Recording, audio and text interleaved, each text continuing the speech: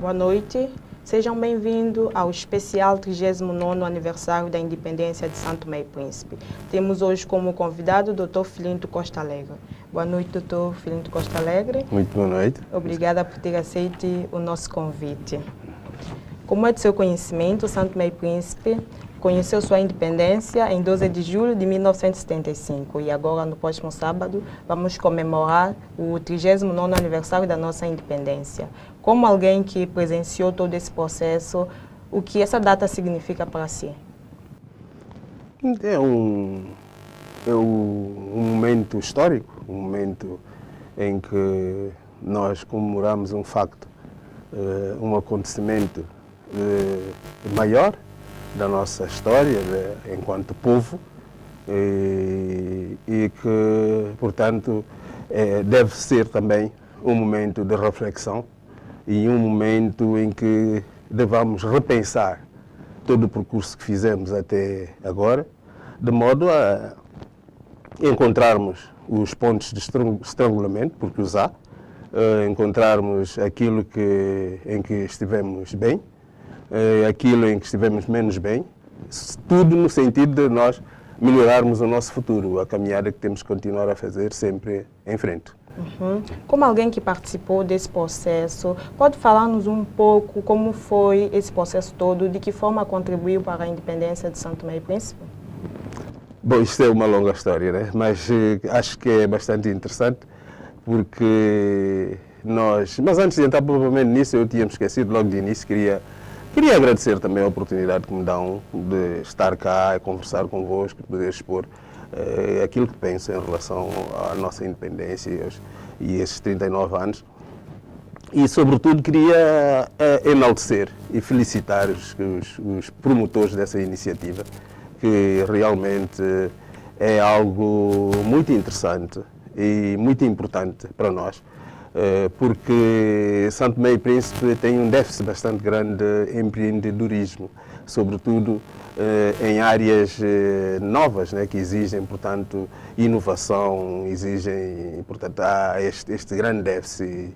A vossa iniciativa vem, portanto, é um desafio que acho que faço votos que consigam superar e que tenham muito êxito na vossa... Bom, voltando então à questão que me pôs. Bom, eu dizia que era um grande... que é importante, sim, mas é uma história longa. Vou tentar dizer algumas coisas apenas e depois, bom, verá o que tem interesse ou não. Bom, nós, São Tomé e Príncipe, era uma colónia de Portugal, e vivíamos uma situação de permanente violência e humilhação. Quer dizer, nós, portanto, veja só, hoje o que é corrente e até tem alguns aspectos negativos, não nos era permitido extrair e consumir o vinho da palma sequer. Era proibido, havia uma portaria do governo colonial, portanto, que nos impedia de fazer isso. Havia as nossas manifestações culturais, sobretudo o Dance Congo, de uma forma geral, a não ser aquelas que estavam conotadas no fundo, com a lusofonia, com a cultura lusa, por exemplo, a tragédia de Marquês lusa e europeia, a tragédia de Marquês de Manto e tal, estas eram mais ou menos toleradas. Mas as outras, que eram de raiz tipicamente africanas, não permitiam, o jambi, por exemplo, não permitiam que nós pudéssemos, portanto, manifestar esses aspectos. E sem falar da situação económica extremamente gravosa em que vivia a população os santomenses naquela altura. Portanto, isso para lhe dizer que o regime colonial em que depois eram as forças de repressão, né?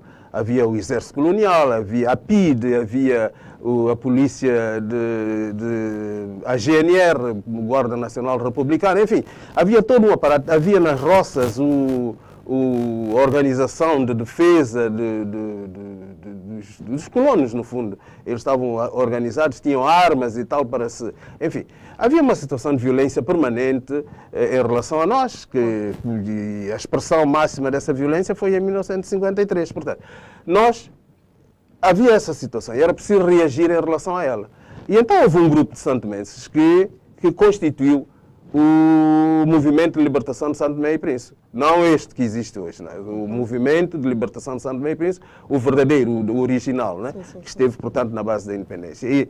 E então, esses indivíduos, dada a situação de repressão, de violência que se vivia no país, não podiam estar no interior, não podiam estar em Santo Tomé e Príncipe. Então, eles sediaram-se no estrangeiro.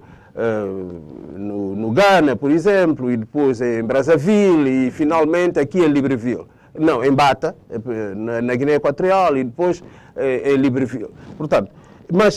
Doutor Filinto, diga. só um momento, falou do movimento que tinha alguns indivíduos que não estão constituídos no movimento de hoje. Quais eram as pessoas que estavam constituídas? Não. Eu disse que este movimento, o Movimento de Libertação de Santo Tomé e Príncipe, não é este que existe hoje. O que eu disse é que houve uma evolução. Houve uma evolução. O nome, a denominação mantém-se, mas Pode nos dizer agora os fundadores do primeiro movimento? Bom, o primeiro movimento, os fundadores, eu poderia dizer-lhe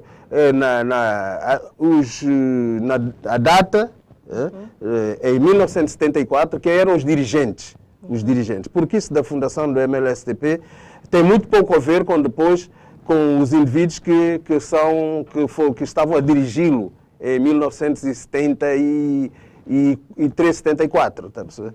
Portanto, quem estava a dirigir o MLSTP naquela altura era o Dr. Manuel Pinto da Costa, o Miguel Trovoada, o Zé Freta, a Dona Alda de Espírito Santo, enfim, essas personalidades por demais conhecidas de todos nós. Portanto, eram estes os indivíduos. Então, mas eu dizia que eles constituíram o movimento, mas tiveram que ficar no estrangeiro. Portanto, nunca houve uma verdadeira implantação deste MLSTP em Santo Tomé e Príncipe. Então, quando se deu o 25 de Abril, nós, por exemplo, enquanto andávamos no liceu e tudo mais, nós conhecíamos a existência do MLSTP, sabíamos, porque os nossos pais sempre foram indivíduos preocupados com essa situação e interessados, e, portanto, nós estávamos ao corrente disso. Então, um grupo de nós, quando se deu o 25 de Abril, quando se deu a queda do regime fascista em Portugal,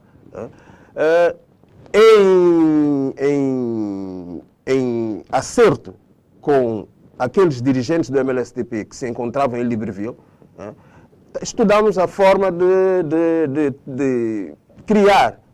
trazer para o interior do país a organização nacionalista e implantarmos o MLSTP cá em Santo Tomé e Príncipe. Bom, dado que na altura ainda o aparato repressivo colonial estava montado e as coisas estavam muito difusas, optámos por fazer regressar alguns estudantes que estavam em Portugal naquela altura para que se viesse constituir então a Associação Cívica Pró-MLSTP.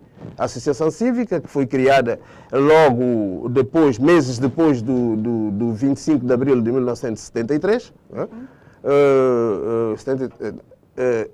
Portanto, foi ela que conduziu no terreno a luta contra o regime colonial, em nome do MLSTP. Em nome do MLSTP. Diga.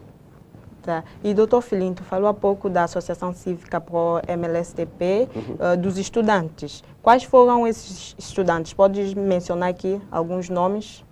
Sim, o próprio o Manel Vaz, Carlos Tini, Alda Bandeira, Norberto Costa Alegre, o Olegário Tini, o Albertino Bragança, enfim, eu não gosto de citar nomes, né? Ramos Dias, não gosto de citar nomes porque nunca se consegue ser exaustivo. E depois isso ficam mágoas nas pessoas que não foram citadas e tudo. Portanto, peço muitas desculpas às pessoas que não foram mencionadas, porque nós éramos muitos, éramos muitos estudantes que decidimos regressar e então conduzir a luta pela independência no terreno. Portanto, éramos vários, muitos mesmo. Também falou há pouco sobre o massacre de Batepá de 1953. No seu ponto de vista, há alguma relação entre esse massacre e a independência de Santo Tomé e Príncipe? Não há dúvidas que há uma relação bastante profunda, né?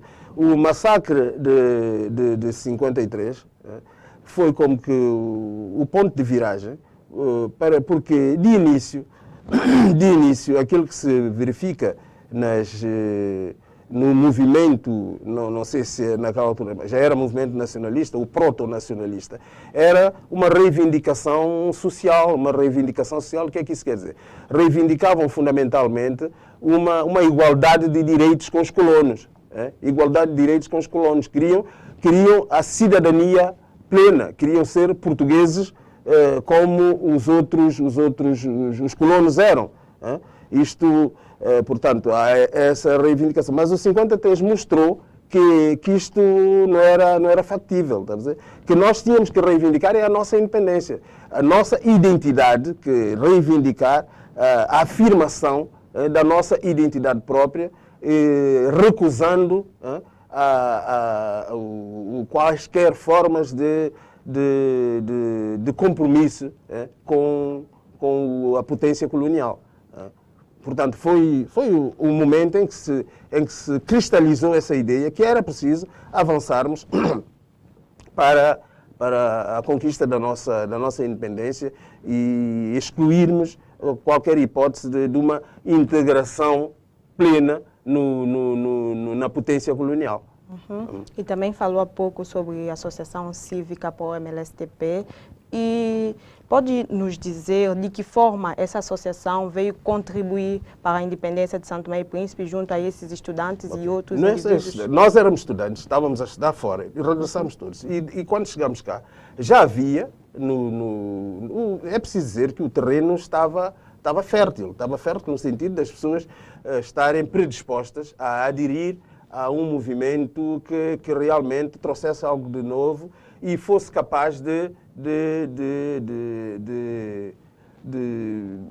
cristalizar em ideias e tudo mais o sonho que tínhamos de liberdade. Porque o que é que os São Tomenses queriam? Queriam liberdade, queriam justiça, queriam melhores condições de vida e queriam sentir-se senhores do seu próprio destino. E então, nós, ao chegarmos cá, juntamente com as pessoas que já cá estavam, nós trouxemos, se calhar, uma visão mais abrangente, mais estruturada de como é que a luta devia ser conduzida. Então, chegamos cá e fomos nós que fizemos toda a mobilização para a independência, organizando greves, paralisamos o país em diversos momentos, mobilizamos as pessoas todas para reivindicar a todo momento a independência total e imediata. É claro que já houve também reações, inicialmente houve reações contra, havia pessoas que não queriam a independência. Pessoas que tinham os seus compromissos, estavam comprometidos com os colonos, umas tinham mesmo, outras tinham ideias de que a independência, São Tomé e Príncipe não estaria preparado para a independência, enfim. E nós fomos capazes, naquela altura, este é o grande mérito da Associação Cívica, fomos capazes de mobilizar as componentes todas da identidade santomense. Porque, sabe, por exemplo, em 53, o Gurgulho, ao perpetrar o massacre, dividiu os santomenses, os serviçais e alguns outros, os tongas, ou parte deles e tal, foram mobilizados para enquanto cipaios, darem a cobertura que o Gurgulho precisava para levar a cabo as suas ações, porque eles eram poucos, os colonos sozinhos eram poucos e não seriam capazes de levar a cabo isso durante tanto tempo. Eles então mobilizaram uma parte dos santomenses. Ora, nós, ao chegarmos cá, aprendemos a lição e nós, quando chegarmos cá, tivemos o cuidado de mobilizar toda a gente. Então, eram os angulares, eram os tongas, eram os chamados gabões, eram os forros, eram os moncós, as pessoas do Príncipe, todos conseguimos pôr as pessoas todas a reivindicarem a independência total e imediata. E foi este elemento que foi decisivo reivindicávamos a independência e dizíamos qual era o caminho. O caminho para chegarmos lá era, primeiro, o governo português tinha que reconhecer o MLSTP como representante legítimo do povo santomense, o que eles não queriam fazer, não queriam. E Já tinham reconhecido. esse caminho foi seguido à risca? Sim, Foi, né? sim. Porque eles já tinham reconhecido o PAIGC na Guiné-Bissau e Cabo Verde, já tinham reconhecido o MPLA, mas outros movimentos, a FENELA e a UNITA em Angola, já tinham reconhecido a Frelimo em Moçambique, mas estavam bastante renitentes em relação a Santo Tomé e Príncipe. E então foi necessário fazer-se uma grande mobilização aqui, uma grande manifestação em que nós exigíamos que esse reconhecimento fosse feito e que, reconhecido o movimento, o governo português de então entrasse em negociação com o MLSTP de forma a atingir-se a independência, um acordo que levasse à independência. E isso foi feito, porque o governo português acabou por reconhecer o MLSTP e depois houve as conversações da Argel, e, finalmente, de que resultou um acordo que levou à instauração do governo de transição em 21 de dezembro de 1974, como preparação para a independência, que foi a 12 de julho de 1975. Portanto, esse objetivo foi absolutamente atingido. E também, há pouco, quando falou que os santomenses tinham sonhos de liberdade, de justiça. Esses sonhos foram concretizados? Não, muito longe disso. Vivemos hoje hoje, acho que poucos santomenses sonharão. A realidade é tão dura e impõe-se de tal forma e há tão poucas perspectivas que mal se sonha. O que faltou nessa concretização? O que faltou muita coisa. Faltou muita coisa. Essa não concretização tem diversas causas, né? Causas próximas, causas remotas. Né? A causa remota será... A herança colonial é muito pesada. A herança colonial, aquilo que nós herdamos, né? É bastante pesado, né? E além disso, o mundo é dos poderosos e dos ricos, né? Dos ricos e poderosos, dos que têm dinheiro. E nós não somos nem ricos, nem poderosos, nem temos dinheiro. Portanto, isto criou logo uma desvantagem em relação a... Mas essas são as causas remotas. Depois há as causas próximas que têm muito a ver connosco mesmo. Com nós, cidadãos nós santomenses, né? Aquilo que fizemos, porque ganhamos formalmente a nossa liberdade e depois não sabemos usar essa liberdade. Não sabemos usar. Malbaratamos os recursos que tínhamos à partida e hoje encontramos-nos Mas eu quero dizer uma coisa. Entre as causas próximas, a sabedoria popular indica-nos uma delas. No Príncipe há um grupo cultural que aqui há uns tempos fez uma música, né? Uma música que diz o seguinte: quem é você? Eu sou do ADI. Quem é você? Eu sou do PCD. Quem é você? Eu sou do MLSTP. Quem é você? Eu sou do MDFM. Por causa dessa brincadeira, o povo do Príncipe está a sofrer. Portanto, a sabedoria popular aponta, né, uma das causas fundamentais da situação em que nos encontramos, que são os partidos políticos. Né? Partidos políticos, todos eles, sem exceção, que não representam nada de positivo, ou muito pouco de positivo para Santo Tomé e Príncipe, e só servem para servir os interesses das lideranças deles. No seu ponto de vista, há alguma forma de combater essas causas próximas e remotas? Falou da causa próxima, remota. Tem alguma forma de nós combatermos ela? Sim. Isto está perfeitamente ao nosso alcance. Perfeitamente. Não quer dizer que os efeitos se façam sentir imediatamente, mas um dos aspectos que devia ser, que é preciso que se tenha em conta, é que temos uma liderança muito má. A liderança é muito má. Aqui a liderança é comprada. Quem tenha dinheiro não se discute em projetos nem nada. Quem tenha dinheiro paga e ganha os votos e assim guinda-se às posições de direção do país e tudo mais. E ao chegarem lá, eles só olham para si, para os seus a sua clientela. Bom, é preciso que, de uma forma, que se comece a introduzir alguma alteração nesse estado de coisas. É preciso que as pessoas, que há muitos também, as pessoas que acreditam que este não é o caminho, porque sentem na pele, sobretudo, que a degradação que vai ocorrendo, é preciso que elas se juntem e que ponham de parte as suas questiúnculas, pequenas questões pessoais ou de questões de lana caprina, como se costuma dizer, e olhem para o essencial. É preciso porque isto é mesmo assim, a tendência ao nível mundial hoje é esta, é haver dirigentes que perderam aquela ligação fundamental aos pobres e excluídos em cada país. E então é preciso que haja uma reação em relação a isso. É preciso voltarmos a escutar o povo, saber o que o povo pretende, como é que pretende, e então os dirigentes têm a obrigação de encontrar os caminhos. Houve há pouco o nosso diálogo nacional. O senhor falava de escutar o povo. Acha que aquela não foi uma oportunidade do povo ser ouvido? Não, isto do diálogo nacional. O diálogo, eu acho que o diálogo é sempre bom. É necessário.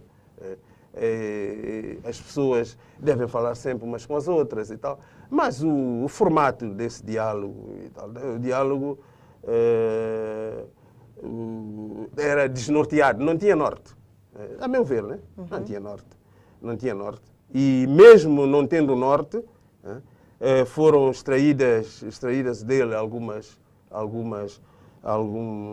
coisas, algumas repetidas até a exaustão de determinados aspectos, como, por exemplo, a questão da justiça, a questão da necessidade de esta questão dos partidos e tudo mais. Sim, algumas verdades foram ditas e repetidas lá.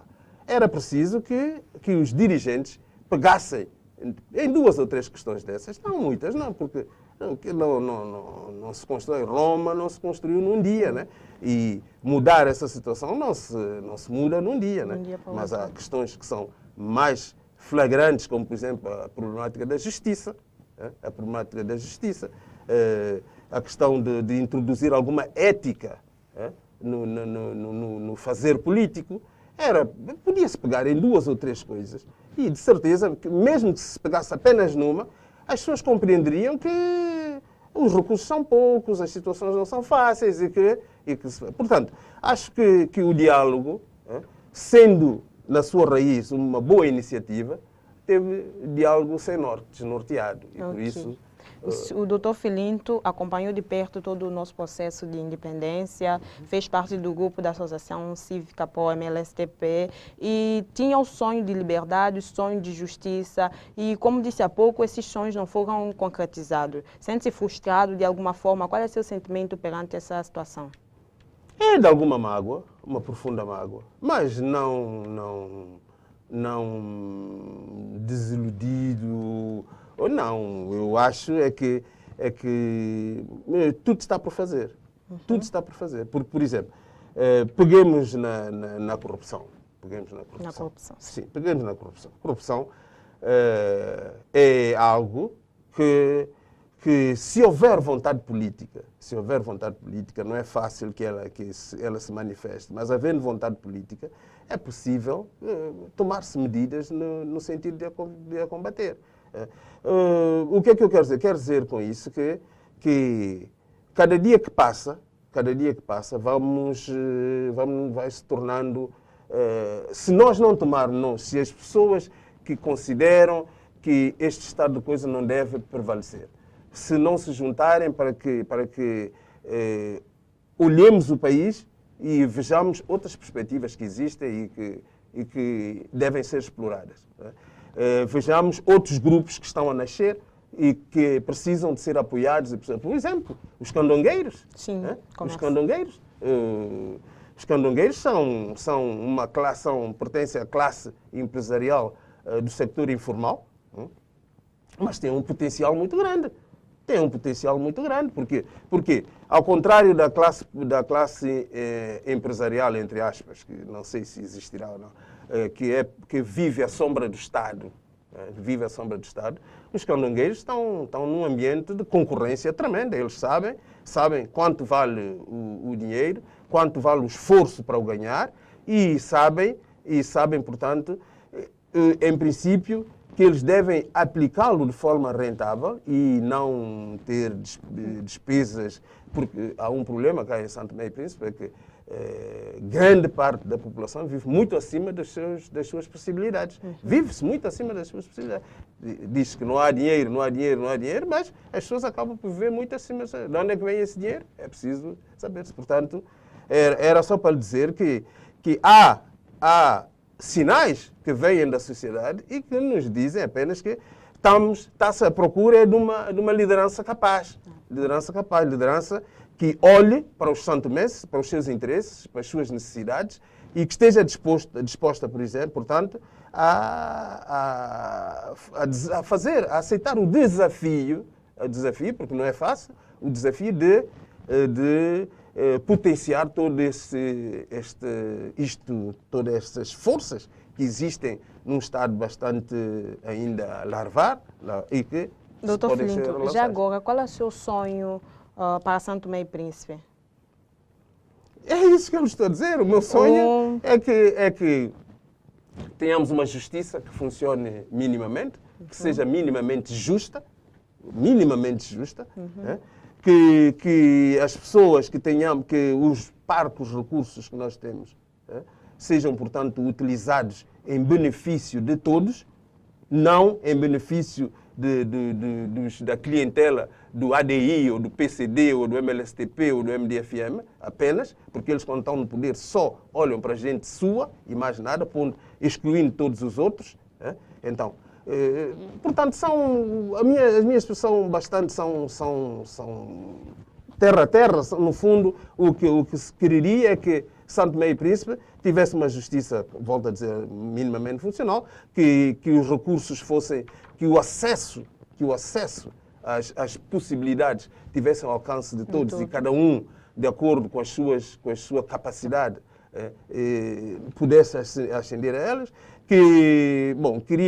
Gostaria também que isso de saúde minimamente aceitável. Vice deve contribuir com mais para esse serviço e se tem menos recursos, contribuir. Eu queria um pouco de racionalidade nesse sistema todo que não serve a São Tomé e Príncipe como está a funcionar. Já no sábado será o dia da Independência Nacional. Quero aproveitar e deixar alguma palavra, alguma mensagem para todos os santomenses? Bom, cada um deve consciencializar-se que para que nós alteremos o estado de coisas é preciso que estejamos dispostos a dar um pouco de nós mesmos. Esse dar um pouco de nós mesmos implica que tenhamos que pôr de parte os nossos egoísmos, os nossos desejos de nos impormos aos outros, porque há uma dificuldade real que mesmo entre as pessoas que pensam que devia-se alterar a situação atual, clama por uma alteração, elas estão um pouco disponíveis para abrir mão dos seus interesses particulares, imediatos e tudo mais, de olhar a causa de São Tomé e Príncipe de uma forma mais aberta, mais abrangente e que seja do interesse de todos. Portanto, é preciso, este é o primeiro passo. Se nós dermos esse passo, tudo o resto virá, porque as coisas começam sempre pequenas.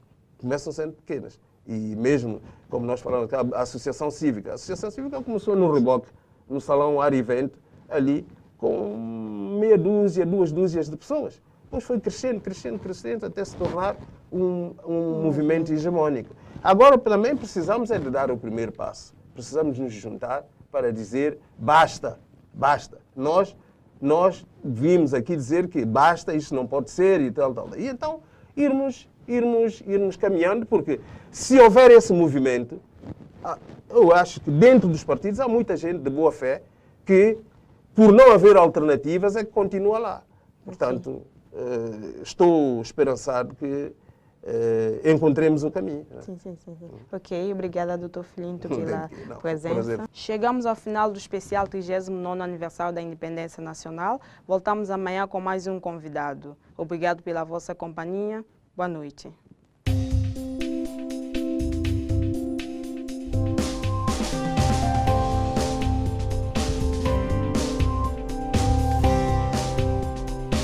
(12 de julho, mais um ano da independência de São Tomé e Príncipe.